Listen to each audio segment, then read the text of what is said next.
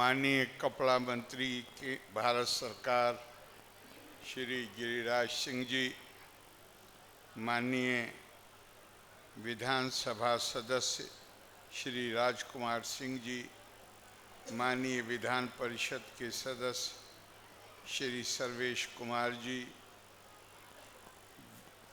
बिहार विधानसभा के माननीय सदस्य श्री कुंदन कुमार जी,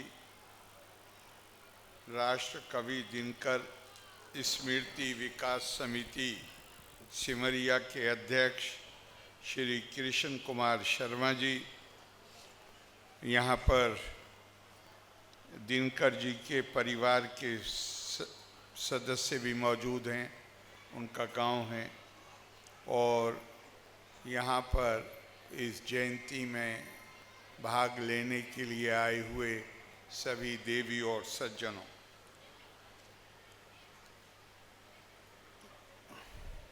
विद्यार्थी जीवन में दिनकर जी को पढ़ा था और ये कभी दिमाग में बात नहीं आई थी कि ये सौभाग्य भी मिलेगा कि जिस धरती ने, जिस गांव ने दिनकर जी को जन्म दिया, उस गांव में आने का सौभाग्य मिलेगा, उस गांव के लोगों से मिलने का सौभाग्य मिलेगा। मैं अपने आप को, मैं जो समिति है जिन्होंने यहाँ आमंत्रित किया, उनके प्रति बहुत आभार व्यक्त करता हूँ और मैं मानता हूँ कि ये मालिक की कृपा है मेरे ऊपर कि मैं इस जयंती में आपके साथ सम्मिलित हो रहा हूँ। दिनकर जी को राष्ट्र कवि की उपाधि थी। वो हमारे देश के नामवर साहित्यकारों में थे। जितना पद पर उन्हें अधिकार था उतना ही गद पर था, और मुझे नाम याद नहीं है, लेकिन किसी प्रसिद्ध साहित्यकार ने कहा कि वो साहित्य के सब्यसाची थे। अर्जुन दोनों हाथों से लिख सकते थे, दिनकर जी कविता और निबंध दोनों में ही लिखने में परायण थे। और ये मेरी तो ये योग्यता नहीं है कि मैं उनके साहित्य की समीक्षा करूं। ये काम साहित्यकारों का है। मैं जो बात कहना चाहता हूँ वो ये है कि उनकी रचनाओं ने एक नया जोश, एक नई प्रेरणा अपने देश के प्रति, देश को बनाने के प्रति एक सबल भावना का संचार किया। वैसे भी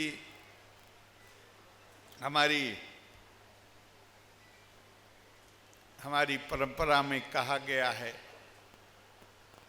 संसार विष विरक्षस्य दुई फले अमृतोपमे काव्य अमृत रसा स्वादा सल्लापा सज्जना ने सहा।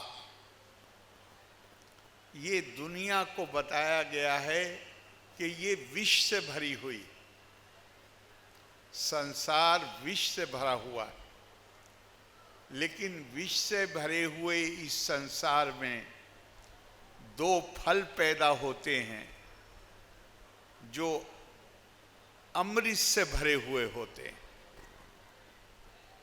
और वो है साहित्य, कविता और सज्जनों की संगत। इन दो को बताया गया है कि ये अमृत रूपी फल है, और इसके अलावा संसार में जो है वो उसके बारे में कुछ और कहा गया।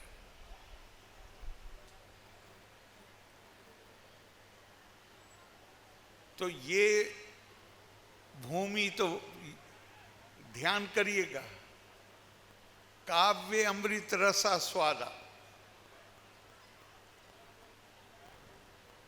जो लोग, वो जो हमारे ग्रंथ हैं, जो उस अमृत का रसपान करते हैं, और ये धरती वो है जिसने उसे पैदा किया है, जिसने वो काव्य लिखा है, जिसने वो संस्कृति के 4 अध्याय, कितना जमाना पहले पढ़ी थी वो किताब। मतभेद हो सकते हैं, लोगों ने उस पर आलोचनाएं लिखी हैं, लेकिन भारतीय संस्कृति की समझ पैदा करने के लिए वो पुस्तक मील के पत्थर की तरह है। मैं उनकी कई रचनाएं हैं, ख़ास तौर से उन्होंने जो कलन के बारे में जो है वो रश्मि रथी जी, रश्मि रथी है, उसमें उन्होंने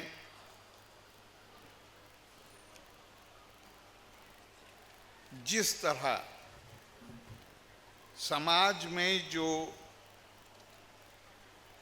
बुराइयां हैं,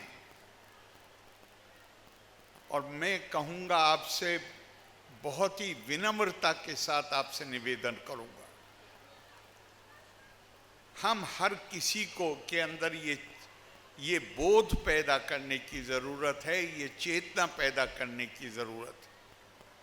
अरे भारत ज्ञान की संस्कृति, दुनिया ने माना कि ये ज्ञान का केंद्र रहा है। हाई स्कूल पास करने के बाद मुझे ये प्रश्न सताता था कि जो देश ज्ञान का केंद्र रहा है, जो दुनिया में ज्ञान की आदिम संस्कृति है, आखिर इतने लंबे समय तक हमें पराधीनता का जुआ, गुलामी का जुआ अपने कंधों पर क्यों उठाना पड़ा? तो हमारे हमेशा ध्यान रखिए, संस्कृतियां उन्नति करती हैं, लेकिन जब नैतिक मूल्यों से नजर हट जाती है तो उनका पतन शुरू होता है।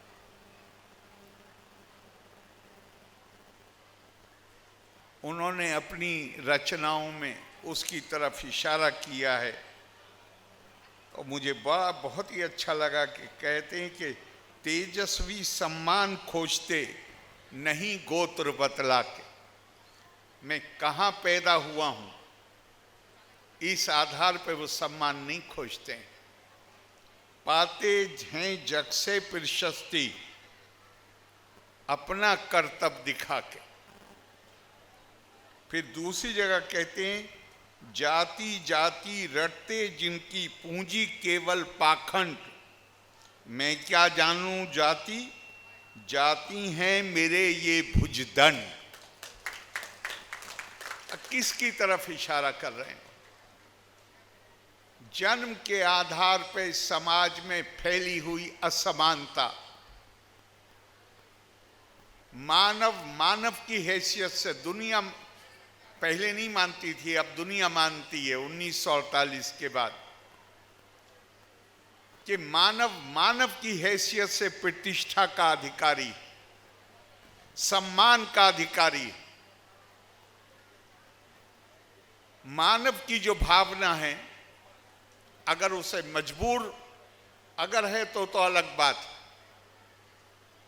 वरना हमारा मानस असमानता को स्वीकार नहीं करता है।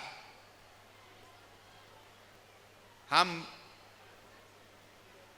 मजबूर करेंगे किसी को तो उसके दिल में एक आग सी सुलगती रहेगी। मैं गौर कर रहा था कि ये जो स्वर्गीय दिनकर जी ने कहा है, तो एक हितोपदेश में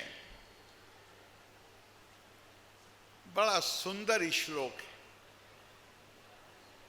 वहां कहा कि सूतो व सूत पुत्रो वायो व कोवा भवाम में हम देवा यत्तम कुले जन्मा मदा यत्तंतु पौरुषम। मैं सूत हूं, संस्कृत में सूत कपड़ा बिनने वाले को भी कहते हैं और रथ चलाने वाले को भी कहते हैं। मैं सूत हूं, सूत का पुत्र हूं, या मैं कोई भी हूं। वायु व कोवा भवाम में हम, मैं कोई भी हूं, कहीं भी पैदा हुआ हूं, मैं किस कुल में पैदा हुआ ये मेरा फैसला नहीं, ये नियति का फैसला है। लेकिन मैं अपने जीवन में क्या करता हूं, जैसे उन्होंने कहा भुजदंड, तो यहां हितोपनिषद में कहा गया देवा यत्तम कुले जन्मा मदा यत्तंतु पौरुषम। मेरा जो किसी भी व्यक्ति का, मेरे से मतलब मैंने कोई भी, उसके बारे में उसका पौरुष, उसके कर्म, ये भारत की संस्कृति हमें सिखाती है। चातुर्वर्ण्यम मया सृष्टम गुण कर्म विभागशा। जन्म से तय नहीं होगा, गुण और कर्म से तय होगा। ये चीज जो हम भूले हुए थे, हमारे राष्ट्र कवि ने, दिनकर जी ने अपनी बहुत ही प्रभावी रचना के द्वारा हमें जगाने की कोशिश की। वास्तव में श्रद्धांजलि तब है जब हम, उन्होंने जो हमें संदेश दिए हैं, उससे केवल ये नहीं कि हम उसे पढ़ें और कुछ देर के लिए उससे हमें सुख मिलता है, आनंद मिलता है, बल्कि हमेशा उन्होंने हमें विचार दिए, और विचार भी कोई अपने नहीं दिए।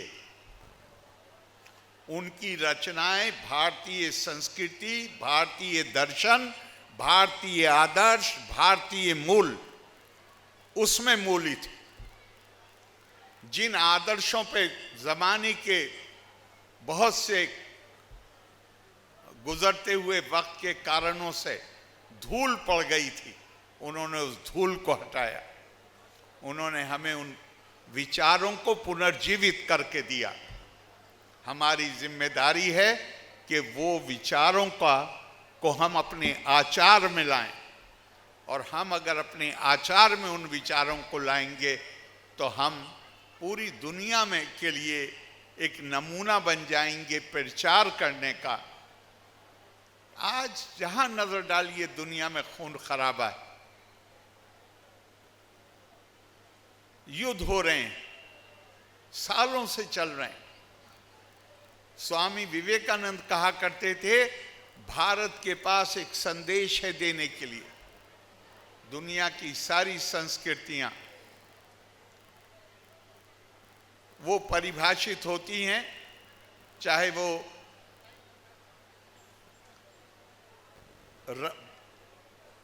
काल का रंग हो, चाहे भाषा हो, चाहे आस्था हो, हम दुनिया में सबसे श्रेष्ठ।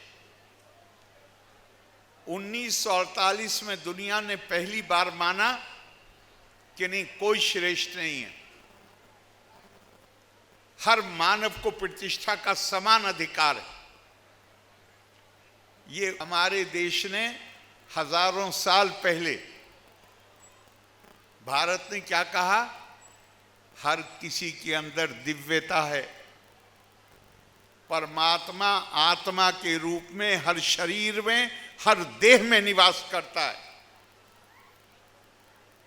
अगर हमारे आचरण में ये बात हो, कभी संभव है कि हम किसी के पैर पे पैर रख सकें?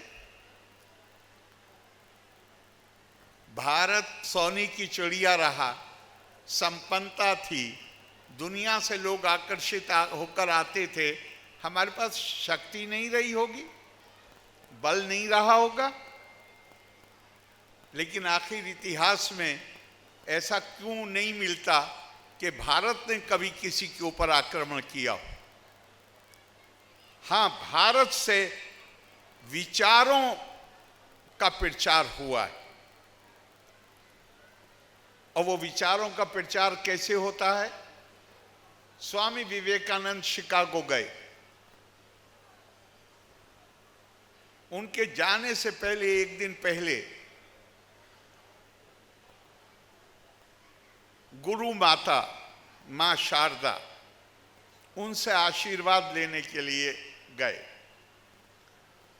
मां बैठी हुई थी, उनके सामने एक छोटी सी टोकरी में सब्जी रखी हुई थी। वो जैसे ही पहुंचे, मां ने कहा, नरेंद्र जरा रसोई में जाओ, वहां चाकू रखा हुआ है, वो ले आओ। मतलब ऐसे लगा जैसे वो सब्जी काटने के लिए बैठी हुई। वो चाकू लाए और उन्होंने जो लोहे का हिस्सा होता है उसे अपने हाथ में पकड़ा और लकड़ी का हिस्सा मां की तरफ बढ़ाया। मां ने चाकू हाथ में लिया, रख दिया, कहा, नरेंद्र मुझे सब्जी नहीं काटनी, मैं केवल ये देखना चाहती थी कि तुम 7 समंदर पार करके धर्म के प्रचार के लिए जा रहे हो, तुम्हारे अंदर ये योग्यता है कि तुम प्रचार कर सको। अगर तुमने लोहे का हिस्सा मेरी तरफ दिया होता तो मैं तुम्हें जाने से रोक देती। धर्म का मतलब कोई रीति रिवाज नहीं है। अमर कोश में 14 अर्थ दिए गए, उसमें सबसे बड़ी जो उसकी परिभाषा है वो है, जिस समाज में मत्स्य न्याय ना हो। ये मत्स्य न्याय तो है, तभी तो दिनकर जी कह रहे हैं कि बच्चों के लिए जो कहते हैं, न्याय तो मांग रहे हैं, और क्या मांग रहे हैं, कह रहे हैं श्वानों को मिलते दूध वस्त्र, भूखे बालक अकुलाते हैं, मां की छाती से चिपक शिशु जाड़े की रात बिताते हैं। ये समाज में फैली हुई असमानताएं, बड़े छोटे का भेद, दिनकर जी की संवेदनशीलता को वो आहत करता था, और उनकी रचनाएं उसका प्रमाण। तो हम अपने आप को, हम ज्यादा अधिकारी होंगे उनको नमन करने में, उनकी स्मृति को, उनको अपने श्रद्धा सुमन अर्पित करने में, जब हम अपने आचार में उन चीज़ों को लाएंगे जिसकी तरफ उन्होंने इशारा किया। और दिनकर जी भारत की परंपरा में, ये 5000 साल की संस्कृति ऐसे ही जिंदा नहीं है। इसकी जो अविरलता है, निरंतरता है, उसका कारण ही ये है कि हमारे ऊपर बड़ी प्रभु की कृपा है। हमारे यहाँ जब हम सुस्त होने लगते हैं, जब हमारे यहाँ अज्ञान का,